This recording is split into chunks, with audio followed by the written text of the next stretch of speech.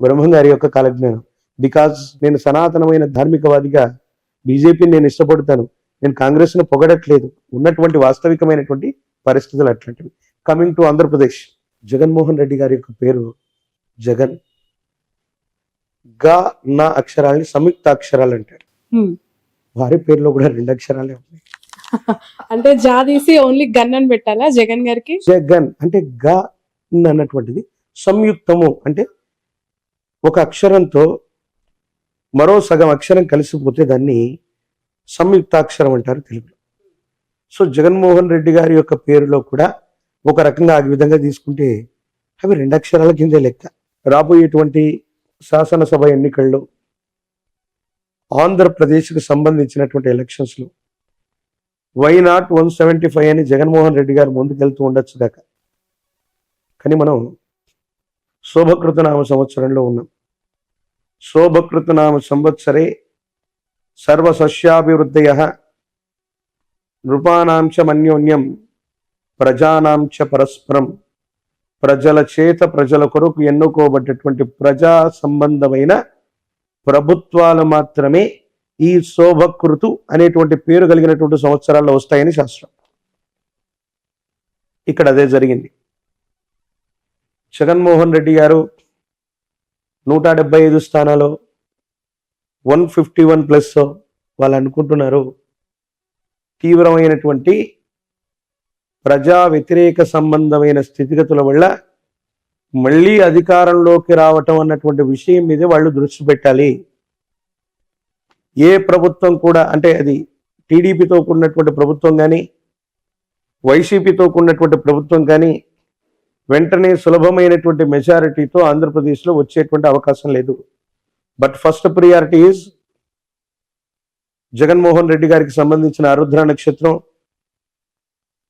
కాలజ్ఞానానికి సంబంధించినటువంటి స్థితిగతులు, దేశ కాలమాన పరిస్థితులను బట్టి చూస్తే ఆ ప్రభుత్వం బోటాబోటీ మెజారిటీ, అంటే కనీస మెజారిటీతో కంటిన్యూ అవ్వటానికి కొన్ని ప్రత్యేకమైన ఎక్కువ అవకాశాలు ఉన్నాయి. విపక్షాలుగా చెప్పుకోబడుతున్నటువంటివి జనసేనతో కూడినటువంటివి.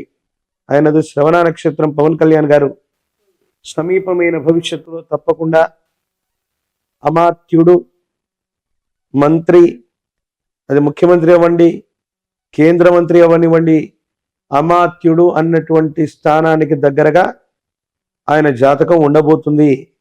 తెర మీద బొమ్మలు గద్దెనెక్కారన్నటువంటి గురుదేవుల యొక్క వాక్య సాక్షిగా పవన్ కళ్యాణ్ గారు సమీపమైన భవిష్యత్తులో, అది ఈ 5 సంవత్సరాల్లో కూడా అయి ఉండొచ్చు, ఈ రాబోయేటువంటి 5 సంవత్సరాల్లో కూడా అయి ఉండొచ్చు, ఖచ్చితంగా వారు ముఖ్యమంత్రి లేదా ఆ స్థానానికి దగ్గరగా ఉన్న అమాత్యుడు ఆ స్థానాన్ని అధిరోహించేటువంటి అవకాశం కూడా తప్పకుండా ఉంది. మొదటి ప్రాముఖ్యతగా వైఎస్ జగన్మోహన్ రెడ్డి గారి యొక్క నేతృత్వంలో ఉన్నటువంటి వైసీపీ ప్రభుత్వం బోటాబోటీ మెజారిటీతోనైనా మళ్ళీ అధికారంలోకి రావటానికి కొంత ఎక్కువ అవకాశాలు ఉన్నాయి. అవకాశాలు జగన్ ఉన్నాయంటున్నారు, పవన్ కళ్యాణ్ గారికి కూడా లేకపోలేదు అంటున్నారు. ఎలా సాధ్యం అవుతుంది? వైసీపీ ప్రభుత్వం వస్తుంది, అవకాశం ఉంటే జగన్మోహన్ రెడ్డి గారితో పవన్ కళ్యాణ్ గారు కలిసి పనిచేయకూడదా? అవకాశాలు ప్రస్తుతం ఏపీలో కనిపిస్తున్నాయి. ఒకవేళ జగన్మోహన్ రెడ్డి గారి యొక్క ప్రభుత్వం బోటాబోటీ చెప్తా, 2009 సంవత్సరంలో ప్రజారాజ్యం పార్టీ వచ్చింది. దేనికి వ్యతిరేకంగా వచ్చింది? ఈ ప్రాంతీయ పార్టీ దేశంలో అధికారంలో ఉన్నటువంటి కాంగ్రెస్కి. అందరూ చిరంజీవి గారి యొక్క జీవితాన్ని, రాజకీయ జీవితాన్ని గొప్ప ఫెయిల్యూర్ అంటారు. నేను చెప్తాను అది చాలా సక్సెస్ఫుల్. అది ఎవరికి సాధ్యం కాని అంశాన్ని ఆయన చేశారు. ప్రజారాజ్యం పార్టీ పెట్టారు, ఎమ్మెల్యే అయ్యారు 5 ఏళ్లలోనే, అంటే పెట్టిన వెంటనే ఎంపీ, రాజ్యసభ అయ్యారు, కేంద్ర మంత్రి కూడా అయ్యారు. 5 సంవత్సరాల తర్వాత పార్టీ విలీనం అయింది. ఎన్టీఆర్ గారు కూడా ఇటు దేశంలో ఇటు రాష్ట్రంలో చక్రం తిప్పగలిగినటువంటి స్థితి ఎన్టీఆర్ గారికి కూడా లేదు. పార్టీ పెట్టారు, ముఖ్యమంత్రి అయ్యారు అంతే. కానీ చిరంజీవి గారు పార్టీ పెట్టినటువంటి నేపథ్యంలో జగన్మోహన్ రెడ్డి గారు బయటికి వెళ్ళిపోవడం వల్ల కాంగ్రెస్ ప్రభుత్వం మైనారిటీలో పడితే కిరణ్ కుమార్ రెడ్డి గారు ముఖ్యమంత్రిగా ఉండడానికి కారణం చిరంజీవి గారు అయ్యారు. అటు దేశంలో ఉన్నటువంటి యూపీఏ కూటమిలో కూడా మిత్రస్వామ్యంగా వాళ్ళు ఉన్నారు. అటు దేశంలో రాష్ట్రంలో 2 గవర్నమెంట్లో పనిచేసి 5 సంవత్సరాల తర్వాత వాళ్ళు విలీనమైపోయారు కాంగ్రెస్లో. జనసేన పార్టీ అవసరం కూడా రేపు పొద్దున్న తెలుగుదేశానికే కాదు, వైసీపీ అవ్వచ్చు, వైసీపీ బోటాబోటీ మెజారిటీతో ఏదైనా ప్రభుత్వాన్ని ఫామ్ చేసి సమీపమైన భవిష్యత్తులో ఏవైనా ఇబ్బందులు ఉన్నప్పుడు అది పవన్ కళ్యాణ్ గారికి సంబంధించిన పార్టీకి సంబంధించిన ఎమ్మెల్యేలతో, ఇప్పుడు జనసేన ఎమ్మెల్యే వైసీపీతోనే కలిసి ఉన్నాడుగా. 151 మంది ఎమ్మెల్యేలు వైసీపీ వాళ్ళు అవుతే ఆ ప్లస్ 1, 2, 3, 4, 5లో మొట్టమొదటి జనసేన ఎమ్మెల్యే కూడా వీరితోనే కలుస్తున్నారు. శాశ్వతమైన శత్రువులు మిత్రులు రాజకీయాల్లో లేరంటూ ఉంటారు. ఈసారి వైసీపీ ప్రభుత్వం ఒకవేళ వ్యవస్థీకృతమై గవర్నమెంట్ని ఫామ్ చేసిన 5 సంవత్సరాల్లోపు ఏదైనా అస్థిరమైనటువంటి ప్రభుత్వం ఏర్పడితే పవన్ కళ్యాణ్ గారి యొక్క నేతృత్వంలోని జనసేన కూడా భాగస్వామ్యం అవ్వచ్చు, లేదా వీటన్నిటికీ కూడా సమీప భవిష్యత్తులో ఆల్టర్నేట్గా ఉండి జనసేన సొంతంగా అవకాశం, అంటే మళ్ళీ రాబోయే 5 సంవత్సరాలకు అటు ఇటుగా సొంతంగా వాళ్ళుగా ప్రభుత్వాన్ని ఏర్పాటు చేయగలిగిన స్థితి కూడా ఖచ్చితంగా ఉంది. ఖచ్చితంగా పవన్ కళ్యాణ్ గారు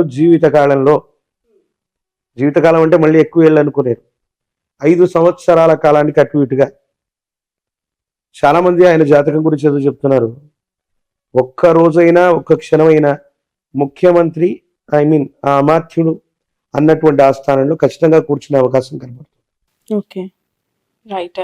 చంద్రబాబు నాయుడు గారు నారా లోకేష్ గారి గురించి ఏం చెప్తారు? అంటే వాళ్ళు చాలా కష్టపడుతూ ఉన్నారు పార్టీకి సంబంధించి. ఏపీలో పరిస్థితులు ఏ విధంగా ఉన్నాయి ఆ పార్టీకి సంబంధించి? పుష్యమి నక్షత్రం చంద్రబాబు నాయుడు గారు, కొంతమంది హస్త నక్షత్రం అని అంటారు.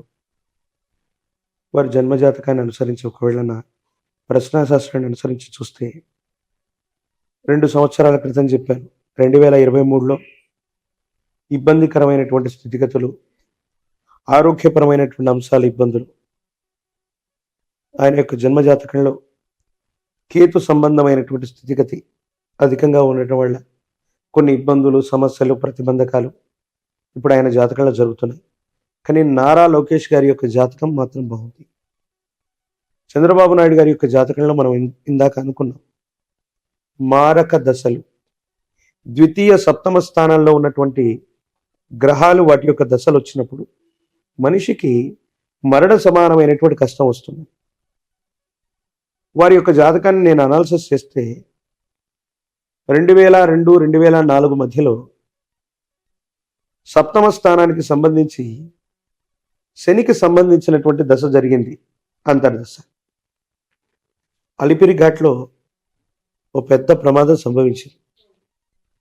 అప్పుడు ఆయన ముఖ్యమంత్రిగా ఉన్నారు, మన ఉభయ ఆంధ్రప్రదేశ్కి ముఖ్యమంత్రిగా ఉన్నారు. అప్పుడు వెంటనే వారు బై ఎలక్షన్స్కి వెంటనే వెళ్ళిపోవడం, ముందస్తు ఎన్నికలకు వెళ్ళిపోవటం, రిజైన్ చేయటం. ప్రాణం మాత్రం కాపాడుకోగలిగారు, పదవి పోయింది. 10 ఏళ్ల వరకే మళ్ళీ ఆయన అధికారంలోకి రాలేదు.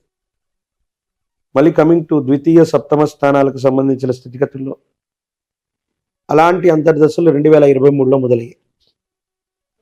కొన్ని చిన్న ఇబ్బందులు, వెంటనే అధికారంలోకి రావటానికి ఆయన మేధస్సు, శరీరం, ఆరోగ్యం సహకరించలేకపోవటం. 2028, నేను మళ్ళీ చెప్తున్నాను, 2028వ సంవత్సరం ప్రారంభానికి అటు ఇటుగా మాన్యశ్రీ మాజీ ముఖ్యమంత్రి వర్యులు శ్రీ నారా చంద్రబాబు నాయుడు గారి యొక్క జాతకంలో ఇబ్బంది కలిగించేటువంటి దశలు ఉన్నాయి.